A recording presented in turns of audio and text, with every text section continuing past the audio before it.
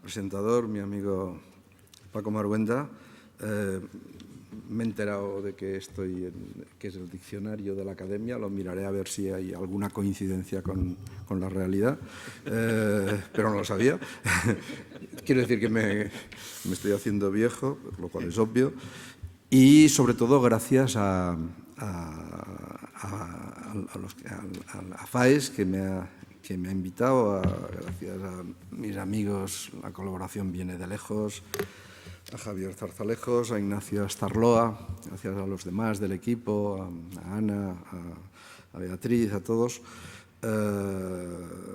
por la invitación, pero sobre todo quiero incidir en gracias a FAES como conjunto por el esfuerzo que está haciendo, sobre todo en el último año, para informar de manera solvente a los españoles y especialmente a los catalanes de la realidad histórica, social y económica de las relaciones entre Cataluña y el resto de España, frente, lo ha dicho antes Ignacio, frente a las deformaciones y mentiras oficiales que se propagan en Cataluña por los sectores nacionalistas, pero muchos de ellos con cargos públicos, y que se ha hecho especialmente duro en estos últimos años.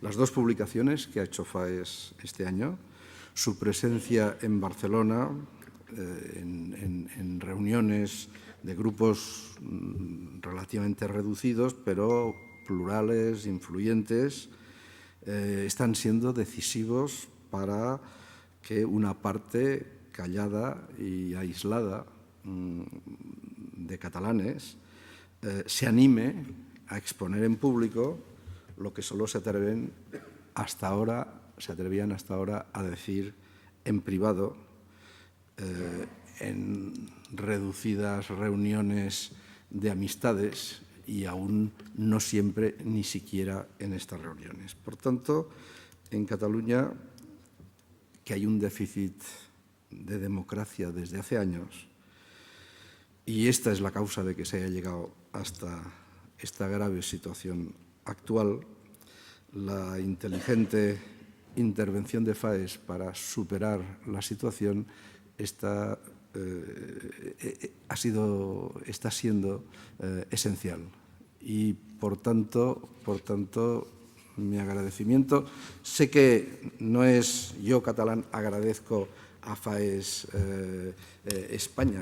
No se entienda esto. Estamos en el mismo barco, pero sí que es verdad que allí durante tiempo nos hemos sentido un poco aislados y solos.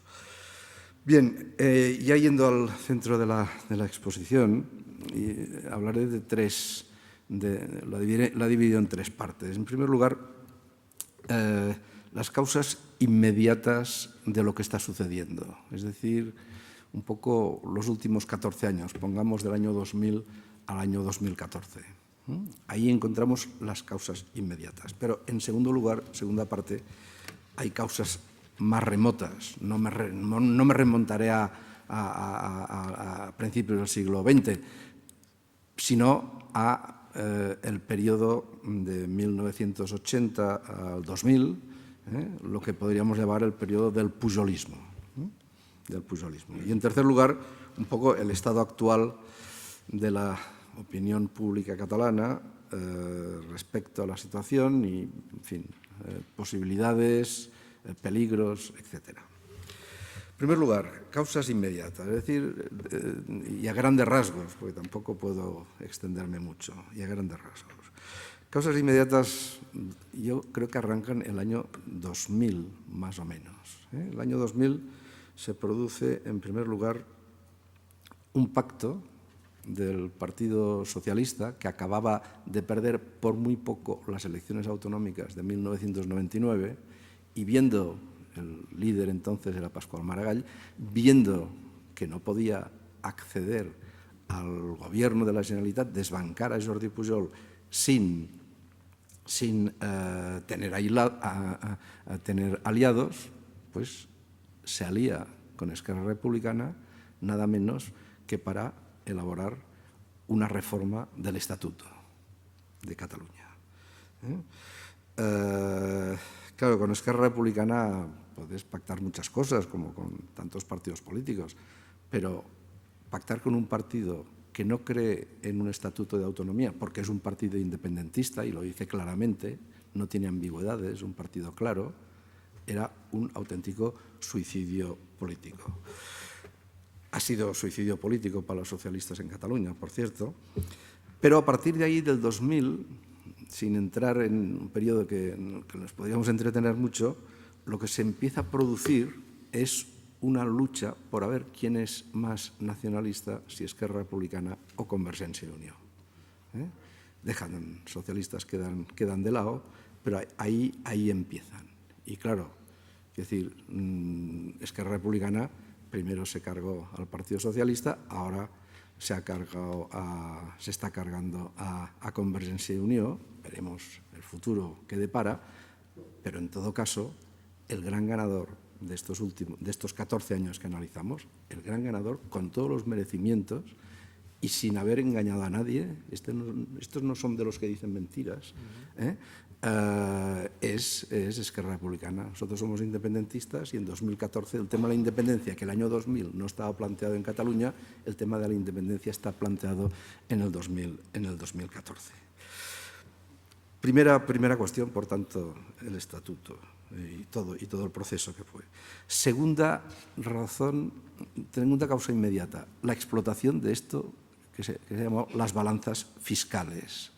Es decir, acusar mediante números, esto sí, falsos, que, dicho en el eslogan clásico, España no roba.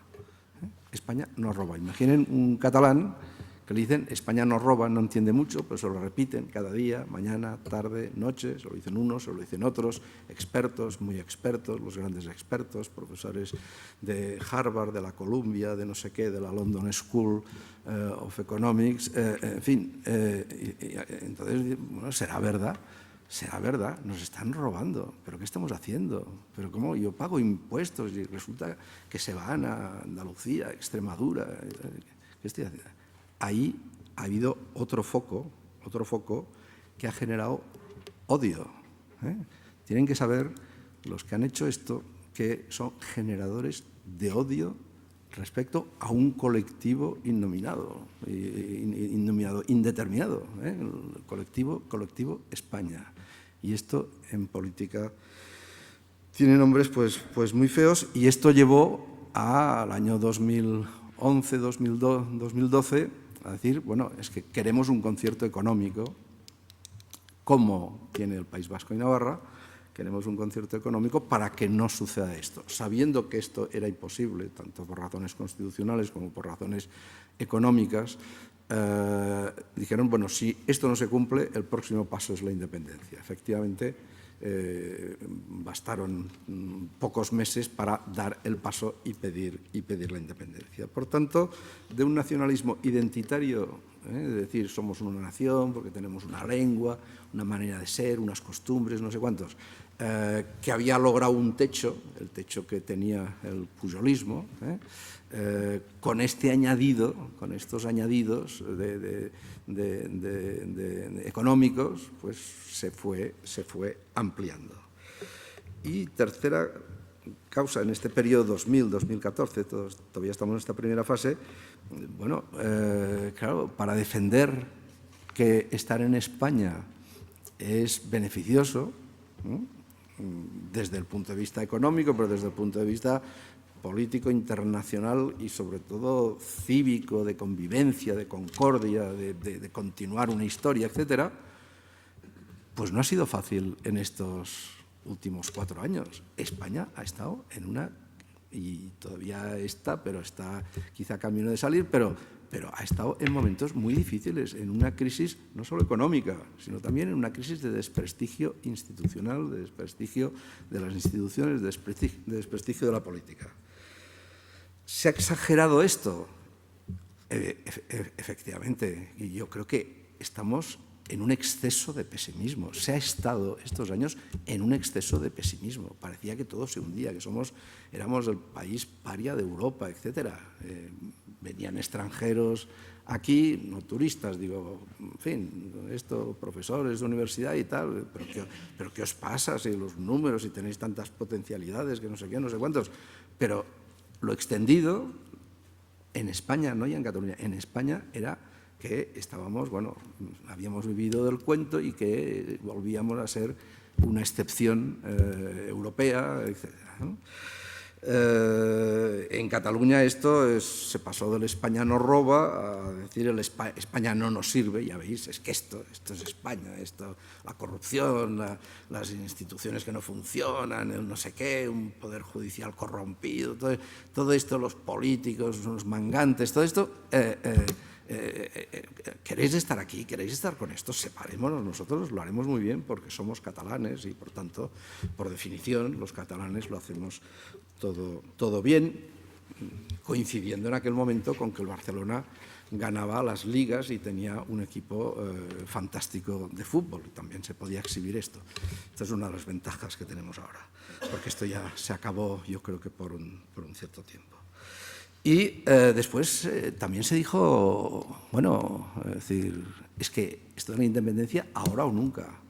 No lo decían públicamente, pero por dentro y en privado te podrían decir, oye, es que aprovechamos la crisis española o nunca más tendremos una ocasión para poder lograr la independencia. Y después, 2014 es una fecha mítica.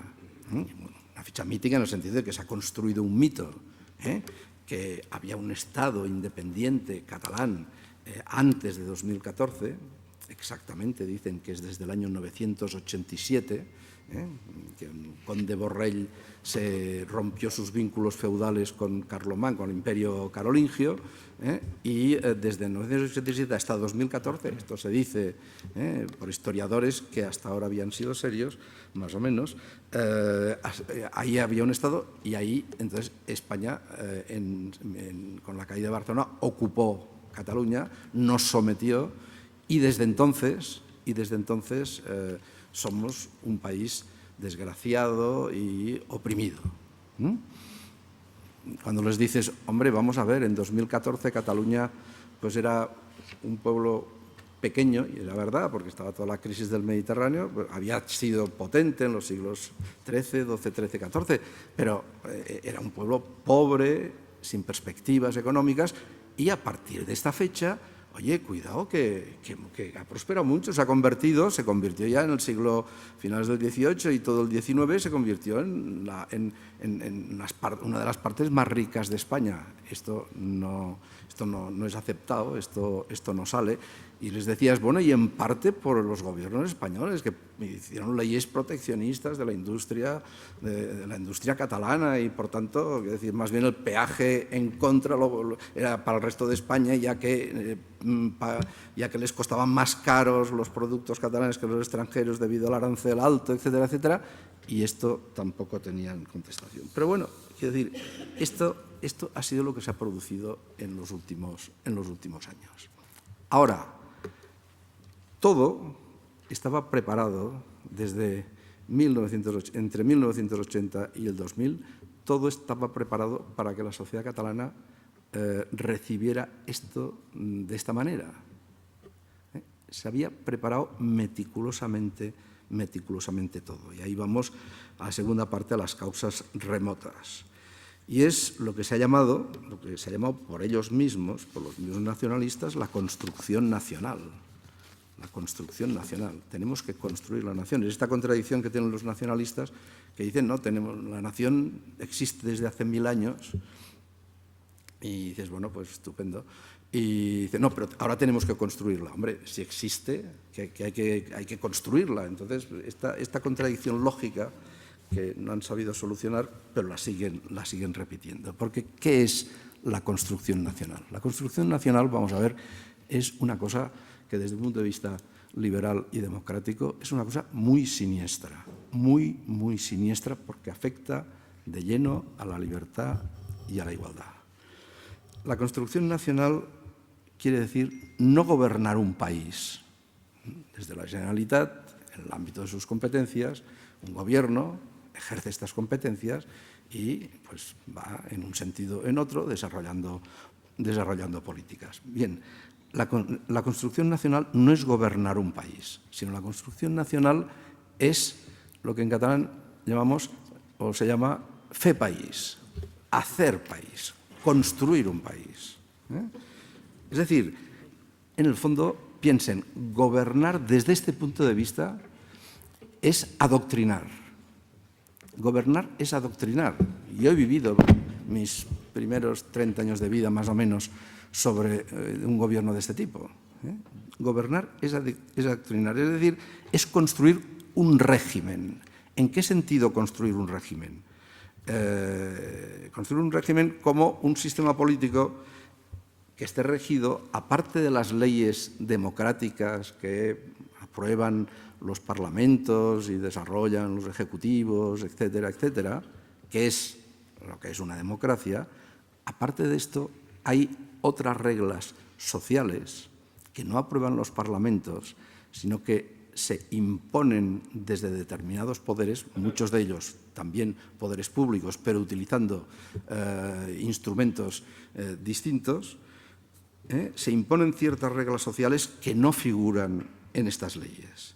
En este caso, la construcción nacional quiere decir obligar a respetar una determinada ideología que es legítima dentro del pluralismo ideológico propio de una democracia,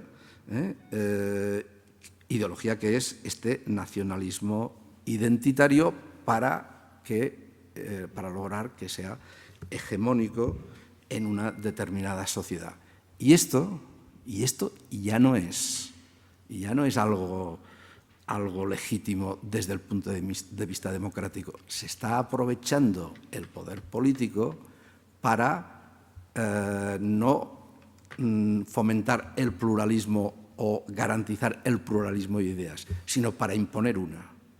Esto no es democrático, ni es liberal, ni es democrático. Y, por tanto, el nacionalismo, que podría ser una ideología perfectamente democrática, perfectamente legítimo, como cualquier otra, cuando se utiliza desde el poder para adoctrinar en un determinado sentido y además ejerciendo coacción a través, moviendo, como veremos ahora, determinados poderes que están en la sociedad, ya no es una ideología admisible en una democracia, sino que es una ideología que, y yo no quiero utilizar palabras así de sal gruesa con facilidad, pero que tiende hacia formas totalitarias. Tiende hacia formas totalitarias. ¿Cómo se manifiesta esta construcción nacional? ¿Cómo se ha manifestado en Cataluña? Pues vamos a ver, dejadme plantear cuatro aspectos. En primer lugar, dividiendo a los ciudadanos en catalanistas y españolistas. Aquí no hay nadie por en medio. O usted es catalanista o usted es españolista. Y además, en fin, utilizando la palabra catalanista, que es una palabra en la cual yo siempre me sentía cómodo y que desde hace años me siento incómodo, porque lo que ellos llaman catalanista no es la aceptación de unas determinadas costumbres sociales aceptables, sino es la imposición de las reglas del nacionalismo identitario. Y, por tanto, desde este punto de vista, en esta primera división, claro, toda crítica al nacionalismo catalán te la convierten en crítica a Cataluña. Tú no estás criticando unas ideas nacionalistas, tú estás criticando a tu país. Tú eres un traidor, tú eres un renegado, etcétera, etcétera. Y esto te lo dicen. En segundo lugar, dentro de esto, los españolistas no están suficientemente legitimados, y así se les hace saber por diversos métodos, para ocupar determinados cargos políticos o sociales. Dice, hombre, pero para el Colegio de Abogados, pues sí, pero es que es de fuera. El ser de fuera que a veces ha nacido allí, pero sus padres eran de fuera, o habla castellano habitualmente. Sí, sabe el catalán, pero él habla el castellano. Esto ya, oiga, usted no está legitimado para esto, es que tiene que ser de aquí. Esto que no se utiliza en el fútbol, nadie a Messi le dice, hombre, Messi quizá lo sacamos del Barça porque es que no es de aquí. Quiero decir, esto no se dice, pero en cambio en la sociedad sí. En tercer lugar, dentro de esto, los partidos se dividen, empezaron a dividirlo ya en los años 80, en catalanistas y sucursalistas. Los catalanistas son los que su dirección está en Cataluña, es decir, los partidos nacionalistas. Los sucursalistas, los que son dirigidos desde fuera. Madre mía, estos no querrán los intereses catalanes, estos querrán los intereses de Madrid. De Madrid, con una T final. En Cataluña, Madrid se escribe con una T final. Madrid, Madrid. Eso es de Madrid. Por tanto, es decir, ni Partido Popular ni Partido Socialista eran partidos catalanes, eran partidos sucursalistas. A pesar de los esfuerzos del Partido Socialista de decir que jurídicamente son un partido distinto, etcétera, no vale. A ti te manda Felipe González y tienes ministros en el Gobierno de Madrid, fuera. Por último, dentro de este aspecto, de este apartado de los catalanes se dividen en dos, catalanistas y españolistas, España, a la cual no se le llama España, según las reglas de TV3 y Radio Nacional y Cataluña Radio, y después esto, en fin, se ha trasladado a todas las emisoras y todos los periódicos, es igual que sea Radio Nacional ahora que la COPE y tal. España, Estado español, España se convierte en el Estado español, es decir, en una cáscara sin alma, en un ente externo a Cataluña y además el que desde hace 300 años oprime a Cataluña. Todo esto se fue infundiendo antes del año 2000. El terreno de estos últimos años estaba perfectamente sembrado por el pujolismo. Segundo aspecto, la cultura catalana no es aquellos productos culturales que se fabrican o se producen en Cataluña, sino la cultura catalana es aquella ideología que construye la nación identitaria catalana, que construye a Cataluña como nación. Esta es la cultura catalana. El que no contribuye a esto no es cultura catalana. Y, por tanto, ni hay que protegerla, ni hay que subvencionarla, etcétera, etcétera, ¿no? Los instrumentos de todo esto, pues, en primer lugar, la escuela y la universidad. Mucho más la escuela, primaria y secundaria, que la universidad, que le ha sido más difícil penetrar, pero que al final se lo ha logrado mediante determinadas universidades privadas y mediante determinados controles respecto a algunas de ellas. En segundo lugar, gran instrumento, otro instrumento de control social para imponer esta idea de cultura, pues son los medios de comunicación, importantísimos, importantísimos. Yo en fin, para hacer una inmersión propongo a FAES que trasladar durante 24 horas un seminario a Barcelona, o igual desde aquí también se puede, yo no entiendo de estas cosas, pero se puede escuchar, y que escuchéis las radios y veáis las televisiones catalanas entre las 8 de la mañana y las 10 o 10 y media, y por la noche entre las 8 de la noche y las 12. Cada día machacando con unas mesas de coloquio supuestamente plurales, en que siempre hay un plural.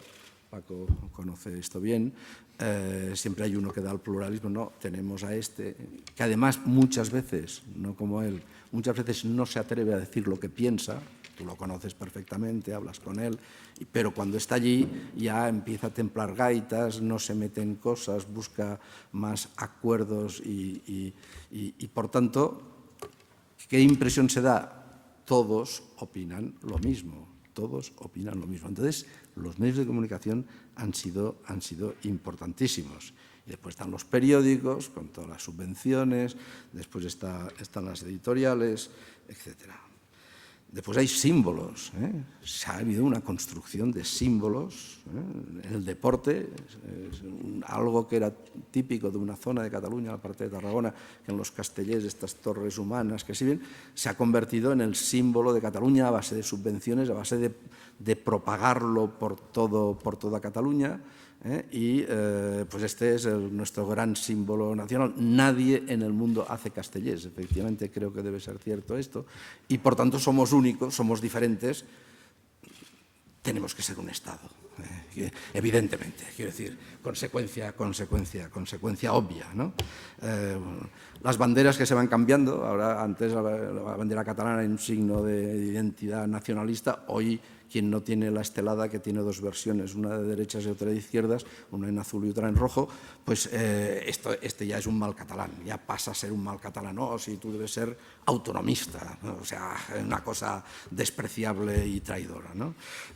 Y después, como símbolos, los grandes símbolos históricos, las falsedades sobre la historia. Antes he hecho alguna referencia a ellas, pero ahora estamos en 1714. Se ha hecho un lugar de memoria en el antiguo Born, que estaba destinado y ya se había empezado a hacer una biblioteca y centro cultural, por cierto, pagado por el Estado, no por la Generalitat, porque era parte de las bibliotecas provinciales y tal. Se interrumpieron las obras, habían gastado ya 2.000 y pico de millones de pesetas en aquel momento, el año 98, 99, 2000, se pararon las obras porque debajo, como ya sabían, porque yo conozco a los arquitectos que ya lo sabían de entrada, descubrieron que había los fundamentos, los cimientos de las casas que había destruido Felipe V, no en la guerra, sino después, para hacer lo que es Parque de la Ciudad, lo que era una zona militar, y después se creó la Barceloneta, etc.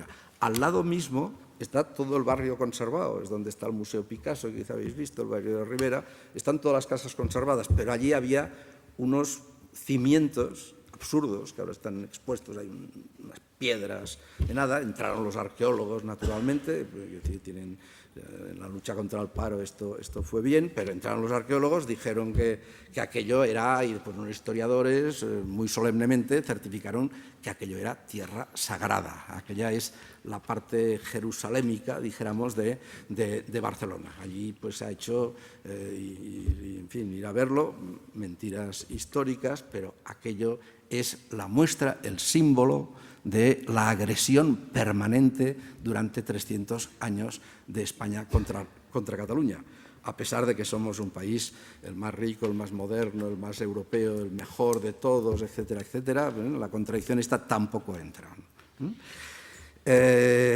Bueno, después la intervención en la vida social, en las asociaciones subvencionadas, mundo intelectual comprado, por poco dinero, por cierto, va barato, el intelectual siempre va barato, y para frenar, para impedir la crítica. Entonces, te pagan esto, saldrás por TV3 una vez a la semana, hombre, no está mal, ya son 1.000 euros más al mes, y de aquí y de allá pues van viviendo, y así se convierte un país sin crítica. Un país sin crítica es un país formalmente democrático, pero en el funcionamiento defectuosamente democrático. Tercer aspecto de toda esta manifestación de la construcción nacional es la lengua. Podríamos extendernos, en FAES mismo hemos hecho seminarios hace unos años sobre el tema, pero básicamente la construcción ha sido, vamos a ver, aquí no hay dos lenguas, propias de los catalanes, a pesar de que es más hablado y el castellano que el catalán, con bastante diferencia, pero no son propias. Hay una propia, que es la catalana. La otra no dicen que es impropia, pero se deduce. Después hay otra que es la del Estado, la de este ente abstracto, esta estructura sin alma que es el Estado. Por tanto, el catalán, lengua propia, el castellano, lengua impropia, impuesta. Pujol dijo, en un momento dijo, bueno, es fruto de una violencia antigua, cosa que no es cierta, es decir, históricamente no es cierta. En el siglo XVI, cuando empezaron libros, porque empezó la imprenta, se publicaban más libros en castellano en Cataluña que en catalán, que en lengua catalana. Y después también se publican en francés, en latín, en provenzal, etcétera, etcétera, como es natural. La vida no es como se piensa desde la vida del siglo XVI, no es como se piensa desde el siglo XX o XXI, sino lo que era entonces. La lengua ha sido central en esta diferenciación. Fijaros si España nos es ajena que nosotros hablamos catalán y ellos hablan castellano. Tenemos dos lenguas. Si vais por Barcelona, que alguna vez iréis, pues ir escuchando. Se escucha catalán y se escucha castellano. Y en las mismas familias. Yo soy catalán hablante por parte de padres. Yo a mis hijos les he hablado en catalán, a mis nietos les hablo en catalán, pero mi mujer hablaba en castellano. También sabía catalán, naturalmente, pero su lengua era castellana y en casa, pues según mirabas unos a otros, ibas cambiando lengua con total naturalidad. Yo creo que esto es bueno, nos facilita el aprendizaje de otras lenguas y ahí estoy a punto ya de hacer nacionalismo catalán y por esto los catalanes somos más listos que el resto de españoles por el bilingüismo, pero los que no practican el bilingüismo serán más tontos todavía, ¿no? Además, esto es un empobrecimiento cultural, por un lado, pero también económico. Aquí, cuánto jueces, notarios, etcétera, profesores de universidad y tal, dicen, hombre, voy allí, pero entre que me harán aprender el catalán y, bueno, prefiero entonces irme a Málaga o a Santiago, o mis hijos, quizás estaré allí pues un tiempo. El mundo de los ejecutivos también, que tienen hijos, aunque pueden vivir una cierta burbuja sin muchos problemas, pero tienen hijos, las escuelas que haremos, después estaremos 5 años aquí porque soy de una empresa que vamos de aquí para allá. Esto es un empobrecimiento desde todos los puntos de vista. Y por último, en esta construcción nacional, un pilar fundamental es que el estatuto era insuficiente y esto se dijo desde el principio. Bien, el Estatuto de Cataluña del 79 está muy bien, dentro de España las autonomías, está muy bien, pero no cumple las necesidades de autogobierno y ya de entrada, teniendo este estatuto, hay que decir que el año 1980 la primera investidura de Pujol, que estaba en minoría, fue apoyada por Esquerra Republicana, que entonces era un partido pequeñito, pero necesario para el apoyo a Pujol. Le puso como condición que en los primeros 4 años se reformara el estatuto.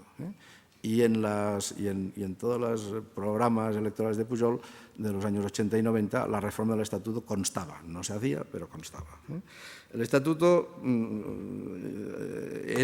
era considerado desde el punto de vista nacionalista como un peldaño para llegar, un instrumento para llegar un día a tener un estado propio.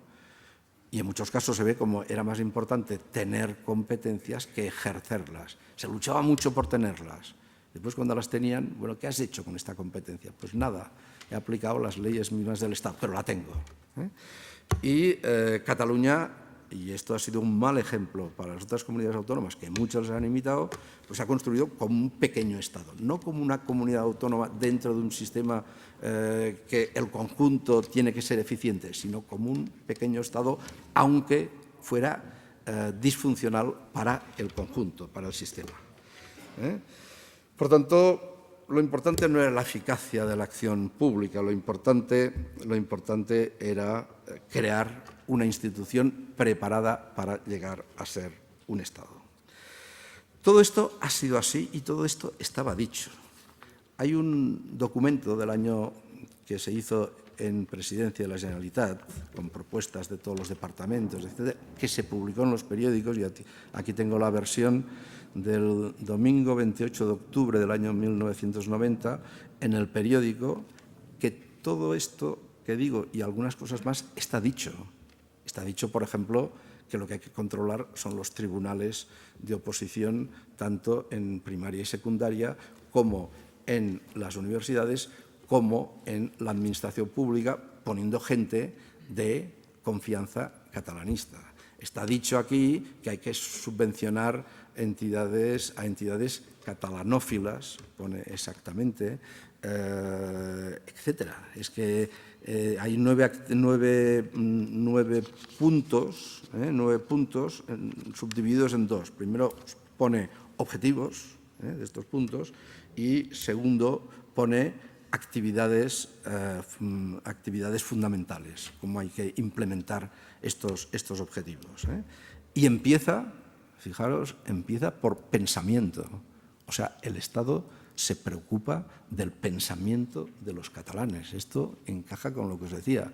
El nacionalismo tiene serio déficit liberal y democrático. Y sigue pensamiento, enseñanza, universidad de investigación, medios de comunicación, entidades culturales y de ocio, proyección exterior, que también se ha hecho, infraestructuras y administración. Cada uno de estos puntos, objetivos y medios, y está dicho todo esto, está aquí. En aquel momento se hizo público, desde la Generalitat se dijo, bueno, esto es un documento, pero no es oficial y, en fin, un borrador que se ha hecho alguien, se supo que se había hecho en presidencia de la Generalitat, se dijo así en los periódicos, se publicó íntegro, aquí está publicado íntegro, y 20 años después, de los 90, pues 24 años después, es que era totalmente auténtico porque es exactamente lo que se ha hecho, lo que ya se hacía entonces y lo que se ha hecho. Por tanto, no puede engañar. Con esto vamos a la última parte y acabo porque estamos ya en hora, supongo. ¿Cuál es el estado actual? Hemos empezado por el final, después hemos remontado, hemos visto que las causas, las bases estaban puestas de antes. El año 2000, dijéramos, ya el régimen estaba construido. El régimen estaba construido. Solo faltaba pues, que un partido central que estaba no exactamente contra el régimen, estaba en una cierta ambigüedad, pero un partido central como el Partido Socialista, pues pacta con Esquerra Republicana, es decir, entra de lleno dentro del régimen y logra pues iniciar una reforma estatutaria con ellos. Después, en la pugna para ver quién es más nacionalista entre Convergencia y Esquerra, pues se ve superado, pero ya no puede parar esto y ahora está en la situación en que está.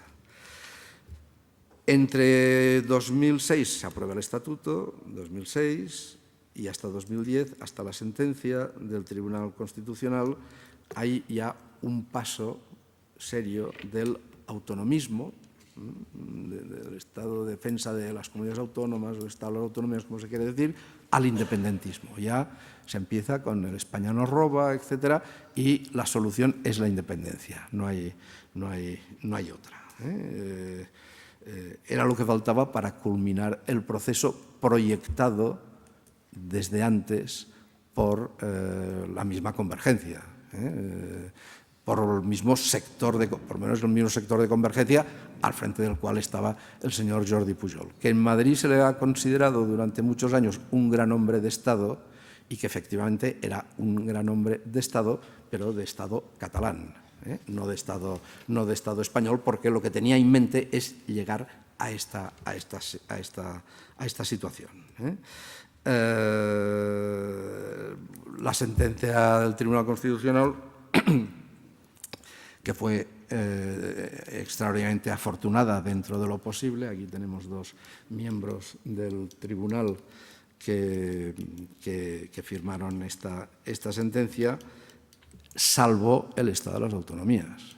Si mirándolo así, llegando a la pura, si tenemos que decir algo en pocas palabras, la sentencia salvó el Estado de las autonomías. Si no, entrábamos en la confusión. No sabíamos quién tenía competencias, los estatutos podían regular cuestiones que eran del Estado, la financiación estaba predeterminada en los presupuestos del Estado estaban predeterminados en el estatuto. En fin, aquello entramos exactamente en el caos. Afortunadamente se hizo esta sentencia, pero fue aprovechada por porque el nacionalista aprovecha todo para sus intereses, para sus lealtades, para la lealtad a su nación, esto hay que reconocérselo, fue aprovechada para decir, fijaros, España no nos quiere, mirar qué ha hecho España.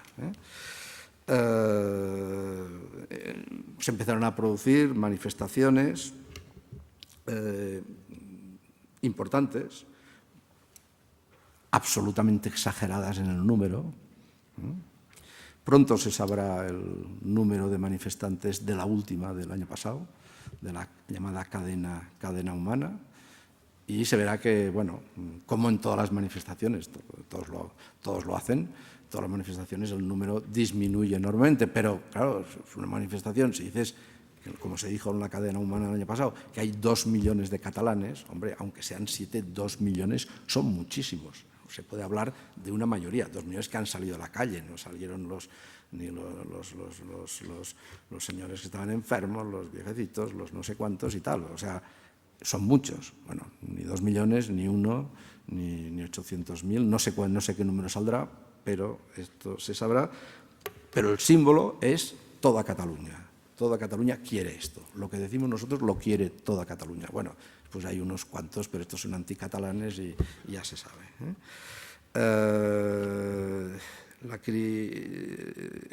Las elecciones de estos años han demostrado otra cosa. El gran triunfo, me he referido antes, de Esquerra Republicana. Poner primero en crisis al PSC, al Partido Socialista, y ahora poner en crisis a Convergencia y Unió, como se ha reflejado en las europeas, como dan todos los sondeos. Y, por tanto, el gran triunfador es Esquerra Republicana, que además está dotado de unos instrumentos, o tiene fuerte ascendente sobre instrumentos como la llamada Asamblea Nacional de Cataluña, que, entre otros documentos, ha hecho uno extraordinario, que me alegré muchísimo, porque el ridículo para combatir el nacionalismo, yo creo que llevarlo al ridículo es un método, y no sé si leísteis ayer, circula el documento, está en internet, cómo se proyecta la armada catalana del futuro. Es decir, los catalanes tenemos que tener la armada, primero habrá que defender las aguas territoriales en un primer momento, pero después tendremos que ir incrementando el número de marinos hasta llegar a poder intervenir en el Índico y el Pacífico, y se habla de tantos barcos de tipo tal, de no sé qué, está todo muy de esto. Yo no sé si en la Asamblea Nacional de Cataluña, en la FAES, tiene algún infiltrado, pero en todo caso esta asamblea, estos proyectos, yo creo que ridiculizan lo que allí se llama el proceso. Y en estos momentos yo creo que hay dos peligros. Primero, no sabemos el número, nadie ha contado favorables y contrarios a la independencia. Nadie ha contado esto con probidad. Los sondeos son muy variados, algunos son inexplicables, no puede subir tanto en tan poco tiempo que cambien de ideas unos y otros, pero hay un peligro que en sociología se ha llamado aquello la espiral del silencio, muy comprobado a lo largo de la historia, que es que la gente que está en medio, claro, está el nacionalista que, como antes decía alguien, y decir, bueno, y aunque le digan, mira, es que no estarás en Europa, es que económicamente Cataluña irá fatal, es que ahí los inconvenientes son de todo tipo. Y dirá, me da igual, mi única ilusión es que Cataluña sea un Estado independiente. Yo soy un nacionalista catalán que desde pequeño quiero esto. Este es inconvencible y este es una persona digna equivocada, pero digna porque es fanático, pero digna en sus posiciones. Pero después hay una gran masa intermedia que se decantará hacia un lado y otro según crea cuál es la mayoría. Esto lo sabemos, los que vivimos al final del franquismo lo sabíamos. La oposición era muy pequeña, los antifranquistas lo decían en privado y no mucho, y no querían hablar del tema. Se muere Franco y empiezan a salir antifranquistas de toda la vida por millones. Cada mes se multiplicaban por varios millones. Es un fenómeno súper comprobado en la historia. Y, por tanto, la percepción de quién es el mayoritario influirá. Y, por tanto, es fundamental salir a la palestra y que todo el mundo diga la suya. Esto que antes hablaba Ignacio en la presentación. ¿Es posible dar un giro a la situación? Yo creo que sí que es posible, naturalmente, se está intentando y se está haciendo. Tiene que haber un rearme ideológico que tiene que estar basado también en sentimientos, pero un rearme ideológico ante el nacionalismo independentista, que tiene que estar basado también en sentimientos, porque yo creo que sobre todo en razones.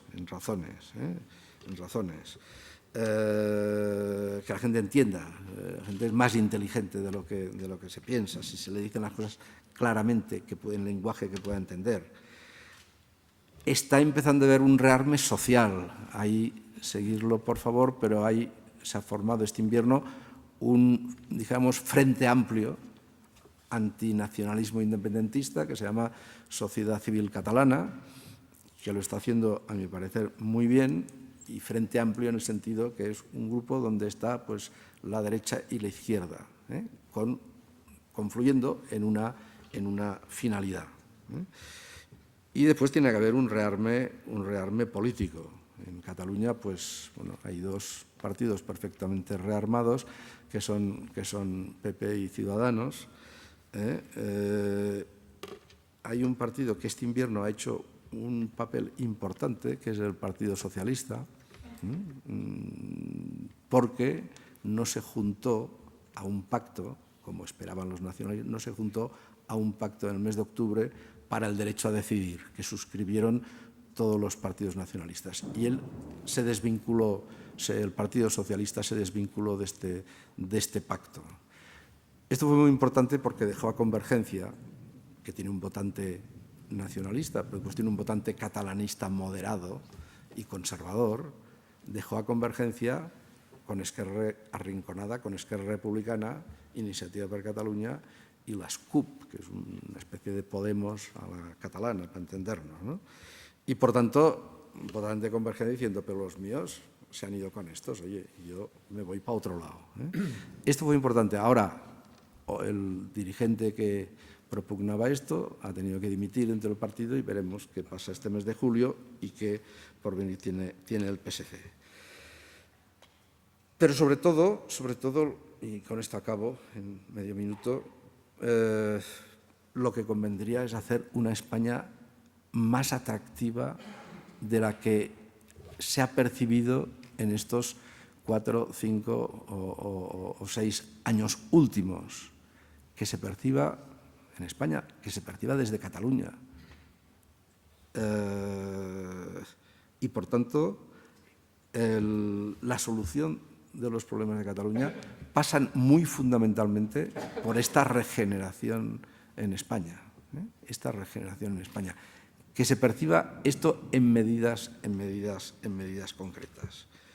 Y por esto, este es el final, por esto, gracias FAES, una vez más, lo que he dicho al principio, por todo lo que estáis haciendo para contribuir a resolver esta difícil situación. Nada más, muchas gracias.